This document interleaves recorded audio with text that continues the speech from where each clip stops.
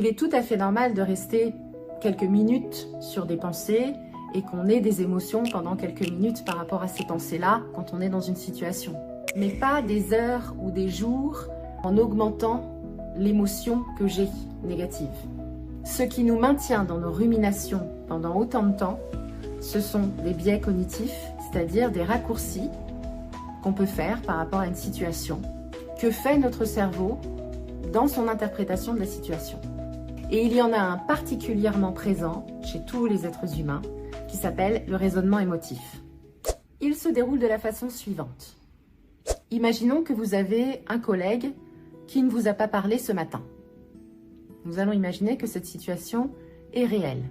Vous pouvez très bien avoir une pensée, par exemple, mon collègue m'en veut. Ça, on est d'accord que c'est une interprétation. J'aurais pu me dire autre chose, mais c'est ce que vous vous dites. Mon collègue m'en veut. Cette pensée, elle va générer automatiquement une émotion, par exemple, la culpabilité. On est d'accord que ce sentiment de culpabilité, ça c'est bien réel. C'est psychobiologique, c'est biochimique, voilà, c'est une réalité corporelle. Vous la sentez cette émotion-là, elle est bien réelle. Eh bien, le raisonnement émotif, c'est un peu comme si le cerveau perçoit cette émotion-là, et comme cette émotion-là est liée à cette pensée vous paraît parfaitement réelle. Aussi réelle que la situation en elle-même.